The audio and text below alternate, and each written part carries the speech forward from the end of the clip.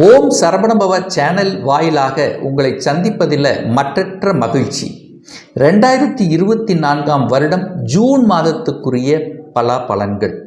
முதலில் ஜூன் மாதத்தினுடைய கிரக நிலைகளை பார்க்கும் பொழுது மேசமனையில் செவ்வாய் பகவானும் ரிஷபமனையில் புதன் குரு சூரியன் சுக்கிரன் இந்த 4 கிரகங்கள் இணைந்தும், கன்னிமனையில் கேது பகவானும் கும்பமனையில் சனி பகவானும் மீனமனையில் ராகு சந்திரன் இணைவு பெற்று இருக்கக்கூடிய இந்த மாதத்தில் என்ன மாதிரி கிரக பெயர்ச்சி நடக்கிறது அப்படின்னு பார்க்கும் பொழுது, ஜூன் மாதம் 12ஆம் தேதி சுக்கிர பகவான் ரிஷபமனையிலிருந்து மிதுனமனைக்கு பெயர்ச்சியாகியும், ஜூன் மாதம் 14ஆம் தேதி அன்று புதன் பகவான் ரிஷபமனையிலிருந்து மிதுனமனைக்கும், ஜூன் மாதம் 15ஆம் தேதி சூரிய பகவான் ரிஷபமனையிலிருந்து மிதுனமனைக்கு பயிற்சியாகிறார்.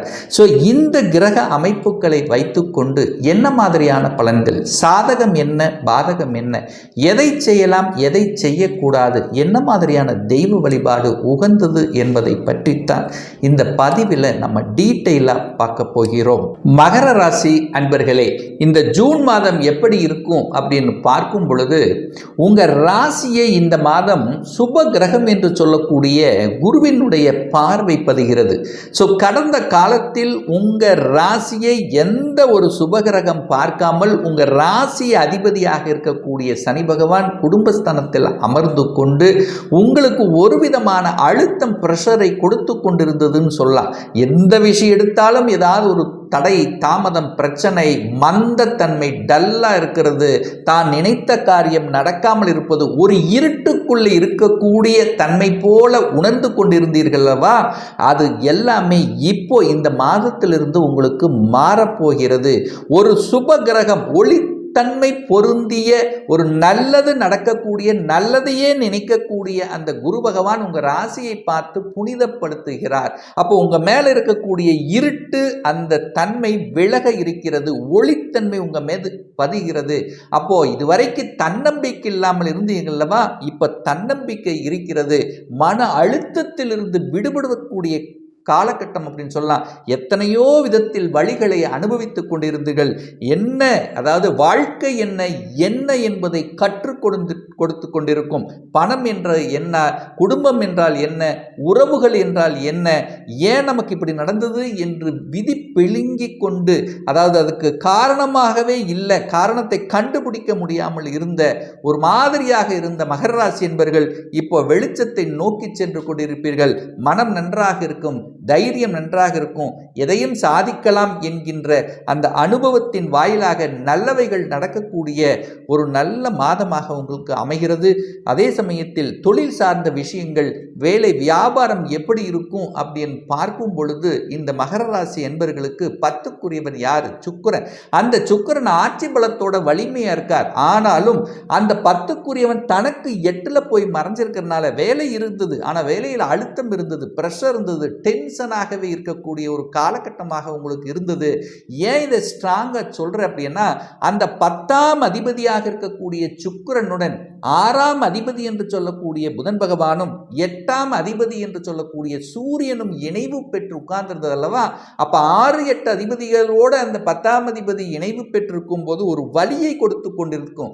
தான் நினைச்சது சாதிக்கல, சாதிக்க முடியாத தன்மை, ஒரு அழுத்தம், பிரஷர், சக ஊழியர்களுடைய ஒத்துழைப்பில்லாத தன்மை, மேலதிகாரியோட சின்ன கருத்து வேறுபாடுகள், இந்த மாதிரி சில விஷயங்களில் ஒரு மாதிரியான தன்மையை இருந்து கொண்டிருந்த இந்த மகர ராசி என்பர்கள் இப்ப அதிலிருந்து முற்றிலும் விலகக்கூடிய சந்தர்ப்ப வாய்ப்புகளை உங்களுக்கு நிச்சயமாக ஏற்படுத்தும்.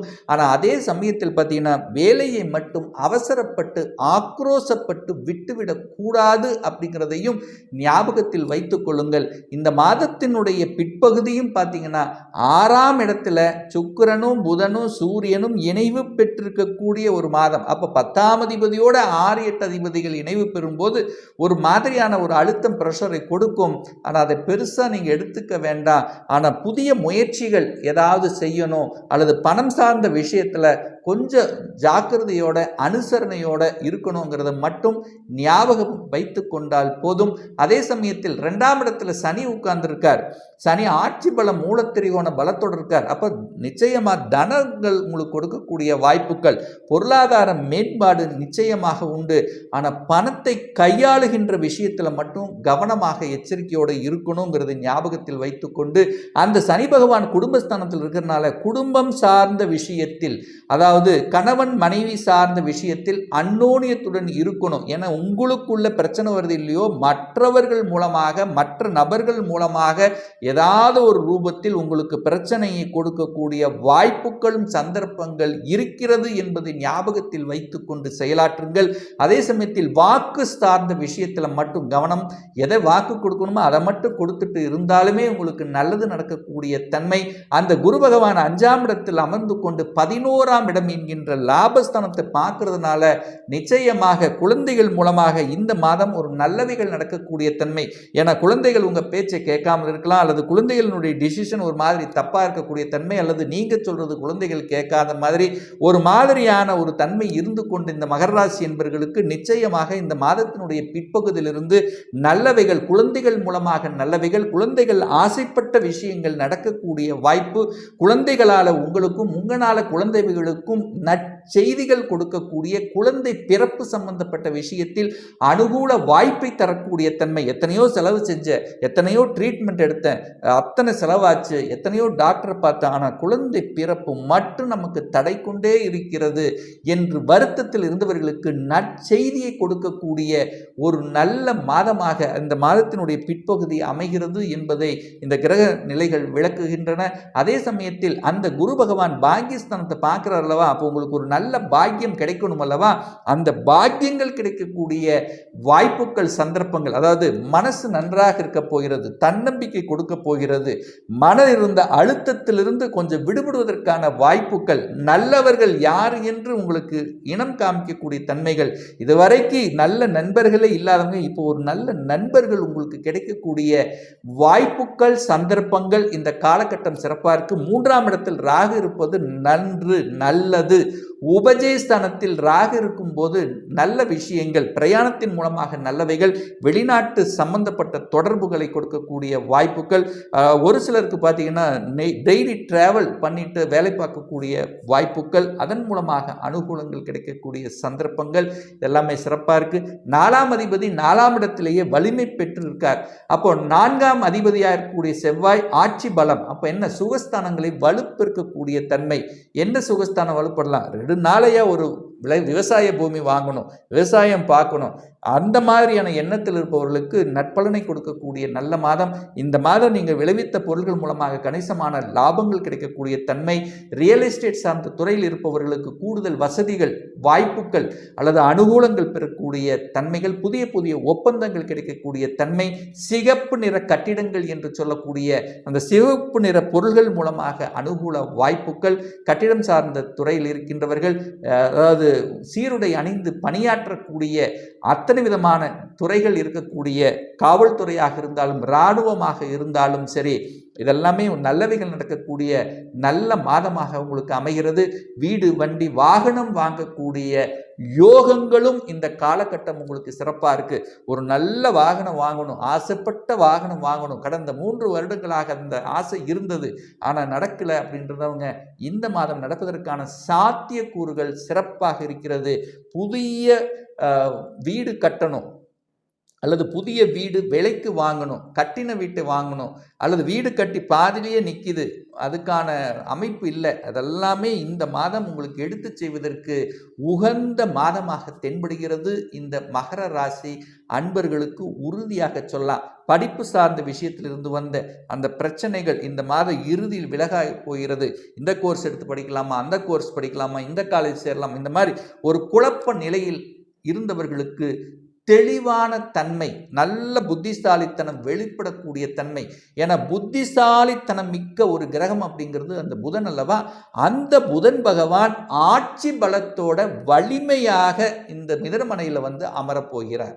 அப்போ நிச்சயமாக கன்ஃபியூஷன் இருந்தவர்களுக்கு அந்த கன்ஃபியூஷன் விலகக்கூடிய தன்மை, புத்திசாலித்தனம் மேம்படும். அறிவு சம்பந்தப்பட்ட விஷயத்தில் தன்னுடைய அறிவு, தன்னுடைய பேச்சு, இதை மூலதனமாக போட்டு செய்யக்கூடிய அனைத்து விதமான தொழில்கள் மூலமாக நல்லவைகள் நடக்கக்கூடிய தன்மை இந்த மாதம் உங்களுக்கு சிறப்பாக இருக்கிறது. அதாவது இரட்டை தன்மையோடு இருந்திருப்பீங்களா, இதை சேரலாமா அதை சேரலாமா அப்படிங்கிற அந்த ஒரு பாயிண்ட் இருந்தவர்களுக்கு இப்போ இதைத்தான் படிக்கணும், இதைத்தான் செய்யணும், இந்த தொழில்தான் செய்யணும், இந்த பாத்தில் தான் போகணும் அப்படிங்கிற ஒரு நல்ல ஸ்ட்ராட்டஜி பிளான் வகுக்கக்கூடிய ஒரு நல்ல மாதமாக உங்களுக்கு அமைகிறது. அதே புதன் தான் 9க்குரியவன், பாக்யாதிபதி வலுப்பெற்றிருக்கார் அல்லவா.